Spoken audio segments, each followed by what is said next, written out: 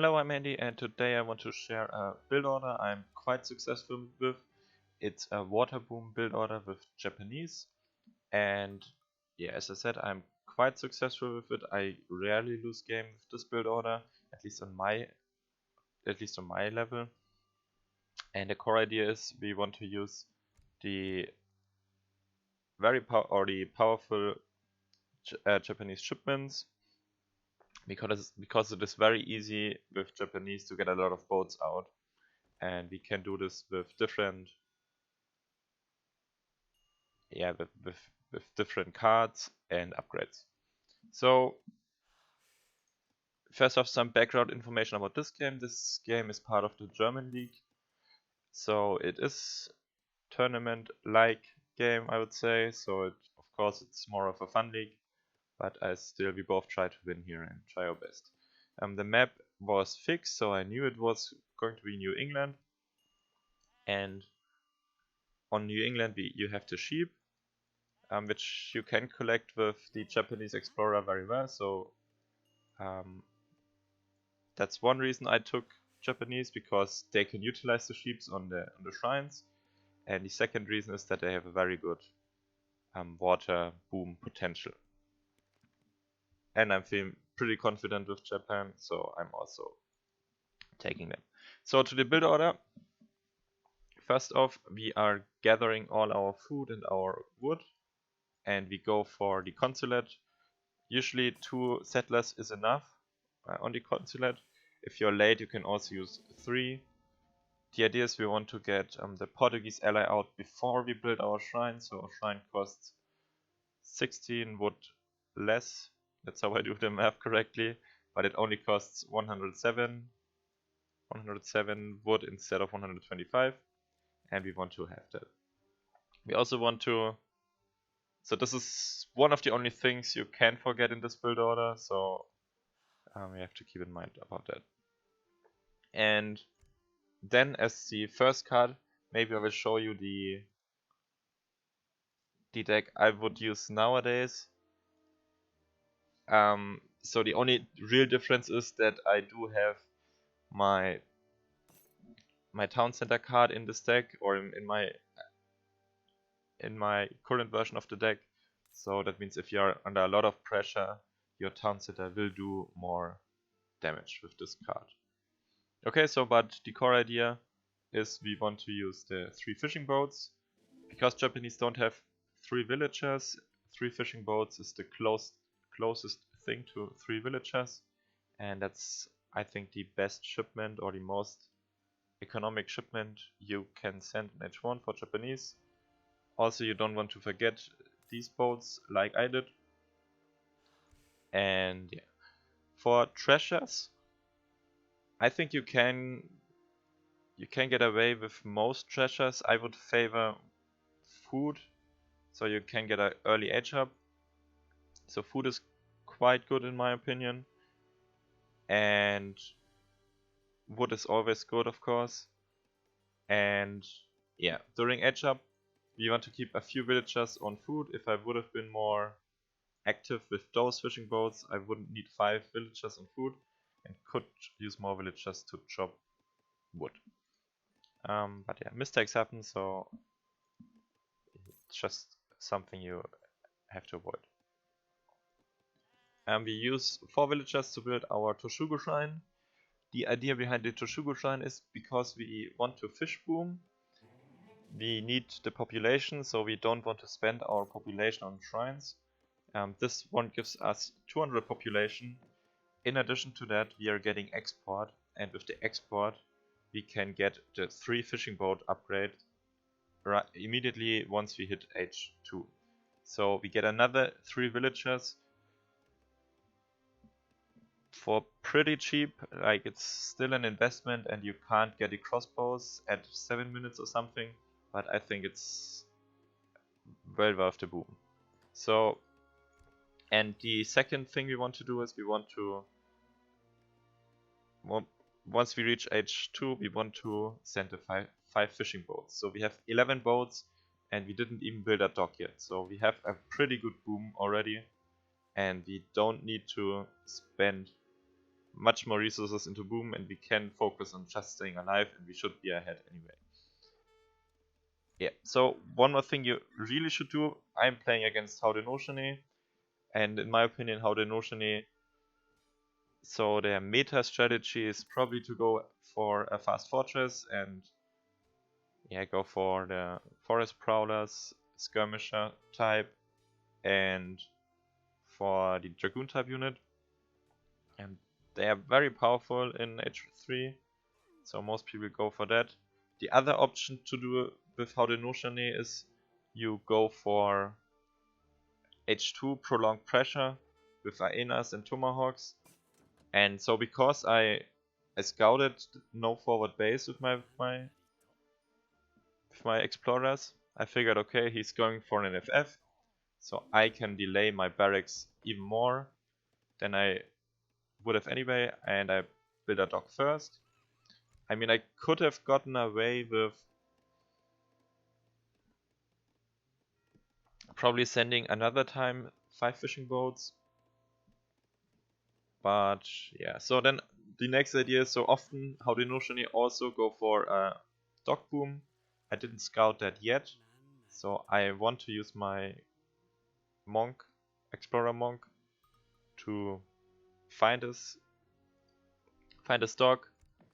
And yeah, so basically my point is, with this build order, like the only things fixed for me are the 3 fishing boats and the 5 fishing boats and the 3 fishing boats from this, and from there on out I adapt. So if he's going for water congestion, I go for the Funes, and if he's going for early aggression on land, I go for 5 Ashigarus, or if I'm forced under the TC, I go for the TC card already. So maybe I can blend that out already. So we see more of the game. So because I assumed he's going for the standard opening with 4 fishing boats, I'm saying okay, I don't want to deal with any sort of water of him, so I send a Funes, kill the 4 villagers or fishing boats, and be done with it. To be honest, I also didn't really check his deck, otherwise I would have realized that he doesn't have the 3 privateer ships. This is a very powerful shipment, and it's the best water shipment you can have. So I think on water maps you should put it in every single Lakota and Haudenoshine deck, because the 3 privateers just beat the 2 Funes or 2 caravels, and I would be forced to make more ships in my dock. But yeah, I forgot to check that too, so I sent this card and just killed a bit of his economy. I'm also making a few Ashigaru Musketeers, so the idea is I just want to scout. Sadly, I missed this war hut, kind of. And yeah, I just want to see what's going on, play a bit aggressive. And yeah, so I didn't see any units yet, I also didn't see any water. So what I know now is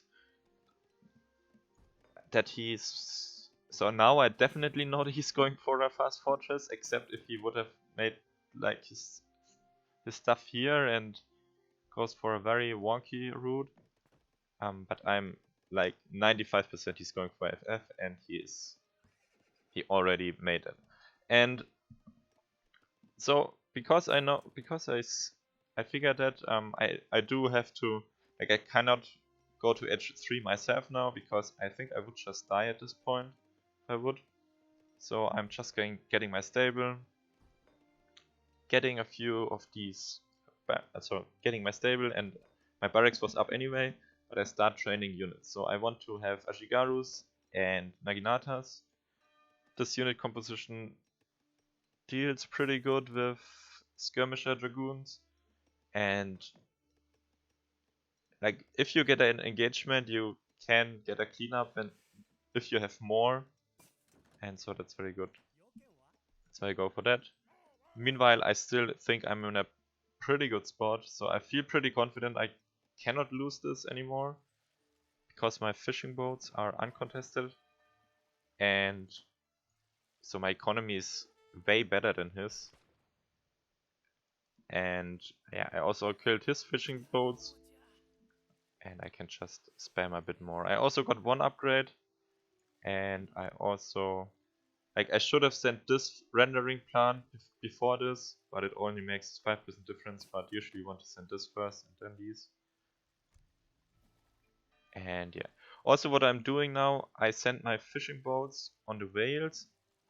So the core idea is I want my fish to last as long as possible, and I do that by gathering the whales because they are infinite and only getting as much, like with the other fishing boats I'm getting the fish.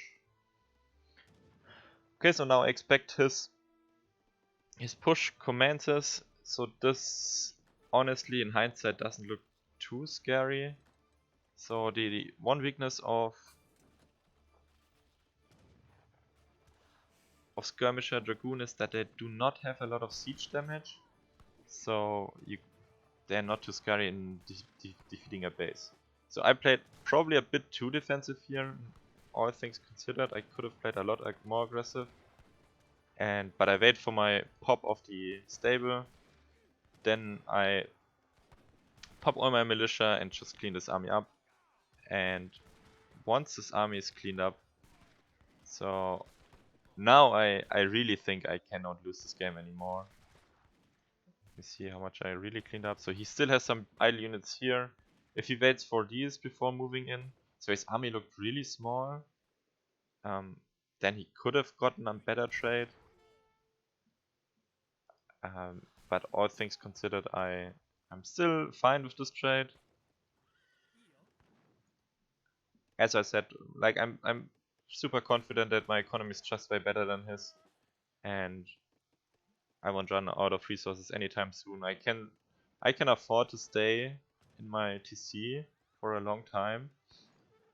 I'm just waiting for more Naginatas to pop, and yeah, just defend this basically.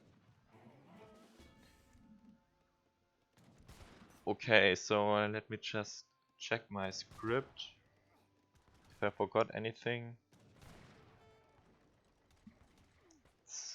So yeah, let's quickly talk about the fishing boat cards. So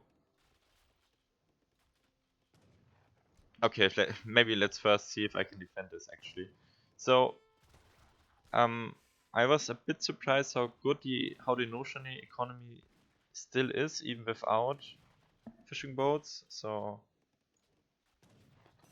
he sent a lot of units, I think, and this is a pretty scary push, all things considered. Now with his Kenya Horsemen are decent at blocking my Naginatas. I lost my barracks here, so I cannot train any more units. I cannot train more Ashigarus. I'm forced to send my Ashigaru Musketeers, and I think I should just snipe these units, and once my second batch of Naginatas arrives, I want to engage again. So these units, once these arrive, I also get a back barracks up. Now also my market upgrade for my villagers finish, so I ungarrison a lot of these villagers to soak up a lot of shots. So I figured I cannot lose this TC. If I lose this TC, I probably lose the game, and I lose these villagers anyway. So I put them out of their safe home, and put them there, and each of them have 200 HP and at least some attack. And together with this, and with the extra pop of Naginatas, I can clean this up again. Also my musketeers now pop out, and I can defend this push. It looked scary for a moment there, to be honest. But yeah, once you spend all your resources, like I often forget that, so I have trouble in the mid game to spend all my resources, especially in the Fishboom. Then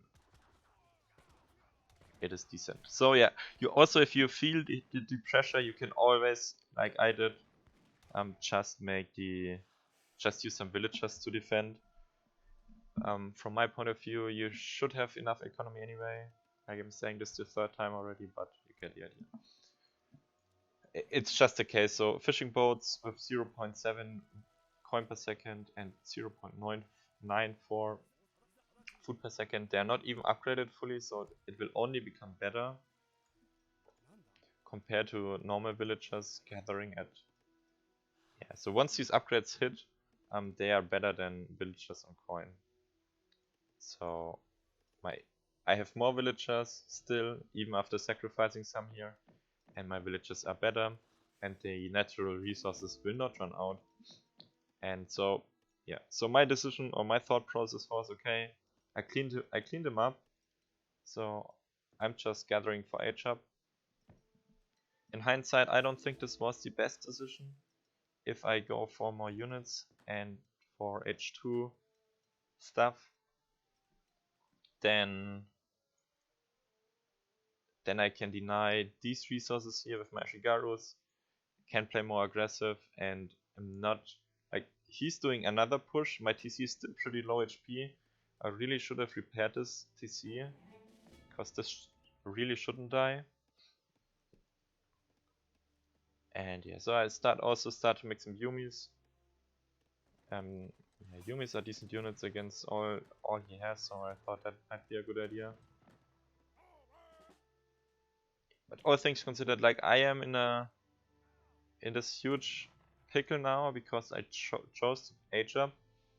If I would have like 10 more Naginatas, then this army is just dead.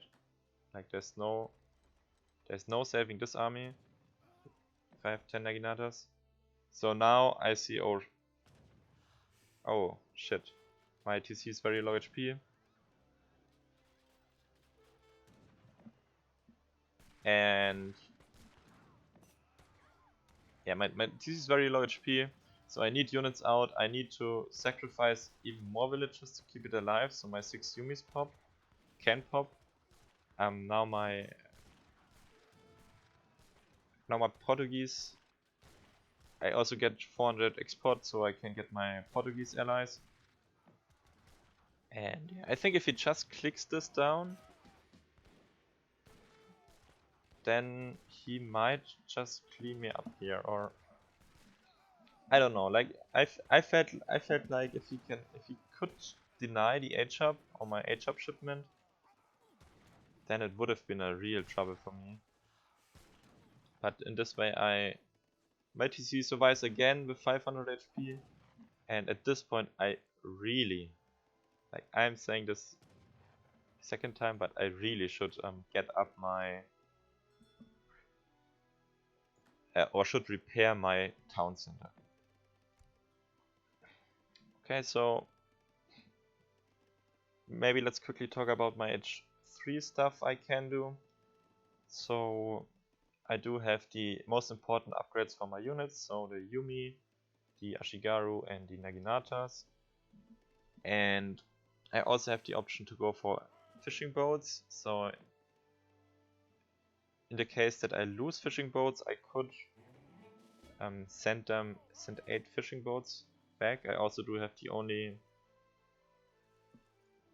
naval shipment in case my enemy is going for water congestion. So this is something he shouldn't have done. Sending these units alone and to their death while these units are about to pop is very bad. If he just waits again for these units, then he can clean up my TC. Also, I still didn't repair my TC. I think I still underestimate how good the Nuo Genie are actually. And I also completely forgot about the Shendams here. So at this point I say, oh shit. I do have 2 shipments stacked up. My TC is very low HP. So I try to buy some time with all my units. Send them all forward to die. Repair my TC so it gets to a point where it can't be clicked or can't be finished off with his units. And yeah, all again because I didn't spend my resources here again. I, for some reason,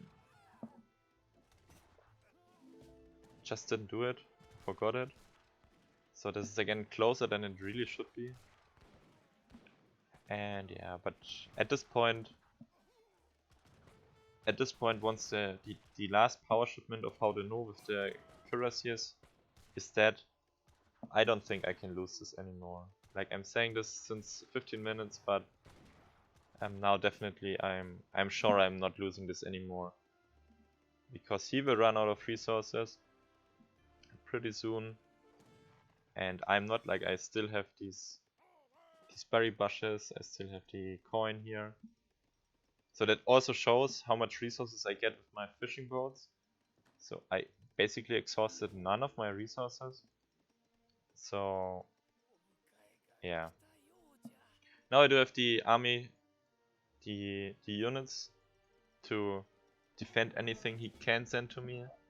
My economy is also strong. I do have 2 barracks and 1 stable. I get the upgrades. I get the close combat.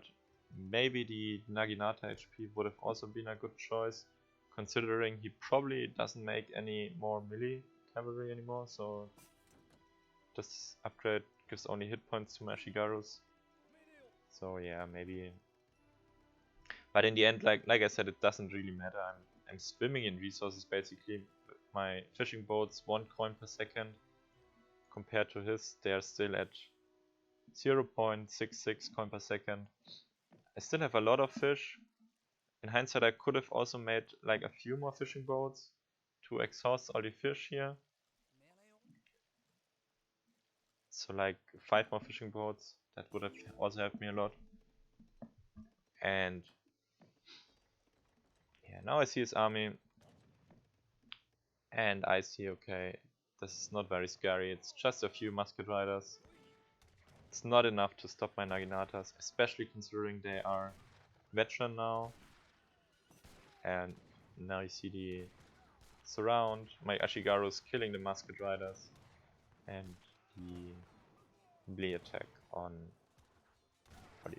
Yeah, Naginatas on skirmishers is just always painful for skirmishers. It's not fun for skirmishers. And yeah, now this game is basically over, and I think he also gives up pretty soon. And yeah, I think I also spot that he's gathering the coin here, so he runs out of the resources, doesn't have any coin anymore, only food left. He could switch to hyenas, but then again, if he does that, yeah, he would have to upgrade them first, and hyenas are not the best unit. And so yeah, so at this point this game is over. He also calls it, and yeah, so a lot of mistakes on my side. I think the general strategic idea still is good enough to carry me through this game. I could have, if I stay H2 for example, I could deny this coin mine here being depleted, and I wouldn't be as difficult to defend the pushes. Then repairing this TC here earlier would have also saved me, and also